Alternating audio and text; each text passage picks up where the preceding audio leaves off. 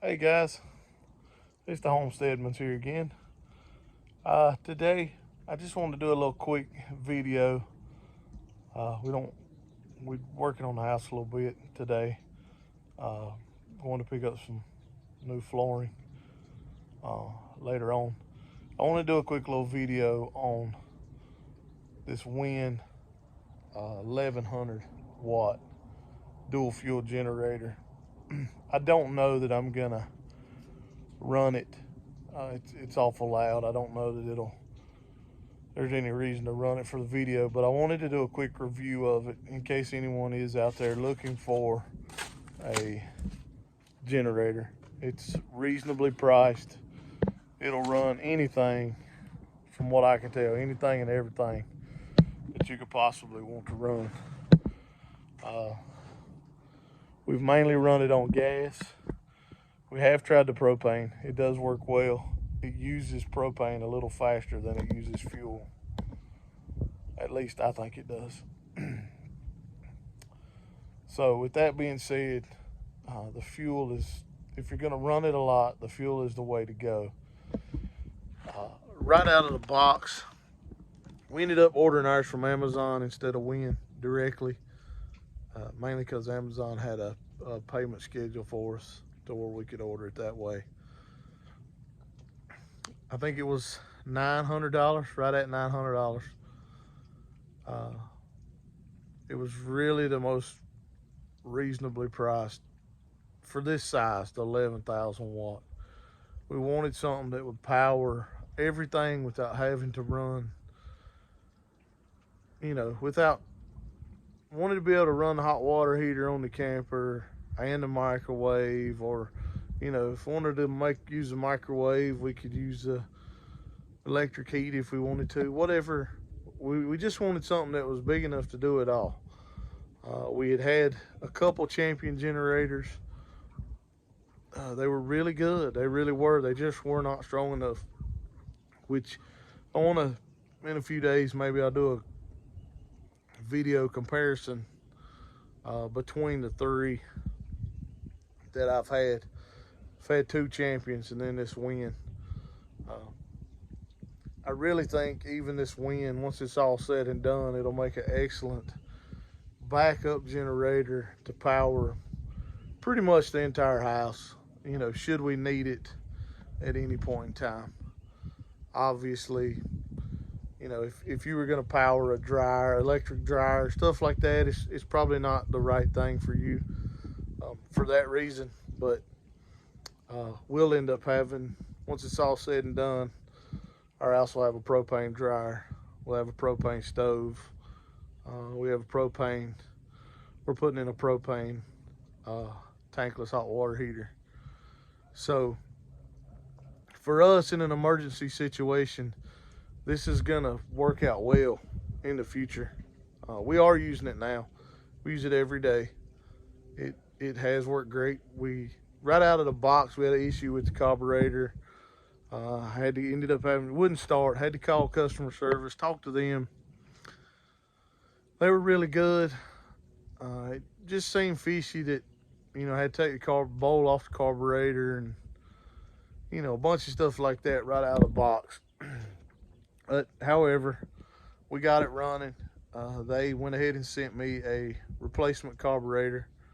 I think we used it off and on for about 3 weeks, and then we ended up having to completely switch out the carburetor, which was fine. We've been on the same carburetor since then. Haven't had any other issues with that. The only other issue we've had since we got it in, I want to say it was the beginning of September, October, is they call it a relay. I'd call it probably a servo, but anyway, to generate the power, it has a switch in there that goes up and down, and that generates your power when it runs. We've had one of those fail. Once again, called customer service. They walked me through it. We found the problem, took it off. They sent me a new one next day air. There was an issue with UPS or the postal service. They sent me another one next day air the next day, which was good of them. I mean, they didn't have to do that, but they did, and they got me right back going. So I've been very pleased with it. I'm gonna go over it, each part of it, just for you guys. It does have an automatic oil shut off, low oil shut off. So if if you don't keep a check on the oil, it'll shut itself off when it's low, and it won't tear up your generator itself. But let's do a quick little walkthrough of it. I'm gonna show you bits and pieces. I'll try to show you the entire thing. Like I said, I don't know that I'm gonna fire it up today, but I will let you guys see everything about it. As you can see here, it's the Win 1100 watt dual fuel generator. Down here you've got your fuel switch, which is from gas to propane. Electric start on and off. You got DC hookups. I've never used it, never tried it. I'm sure it works. You got your 20 amps or your standard house. You got your 30 amp and then your 50 amp, which will run the a 50 camper.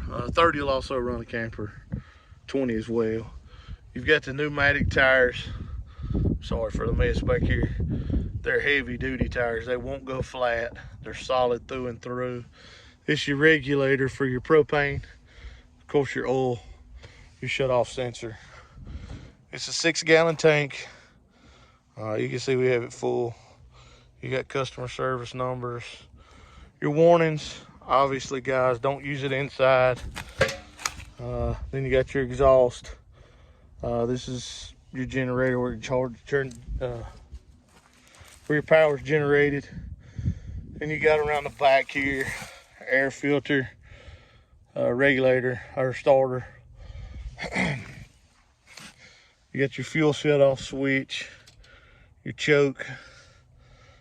You've even got a pull cord, should you need be.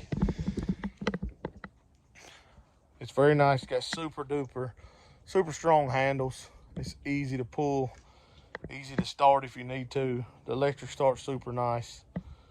You can see I spilled a little fuel a while ago filling it up.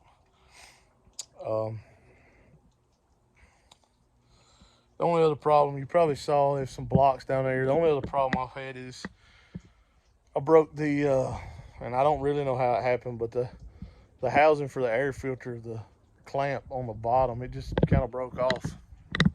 I'm sure it's probably my fault, but I haven't fooled with trying to get a new one. It starts right up almost every single time. I really hadn't had any problems.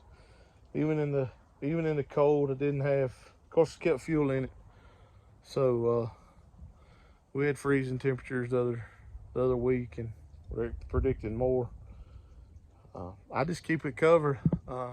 Keep the exhaust where it'll breathe out. Try to keep it covered mostly so that there's no, no snow buildup, no ice buildup on it.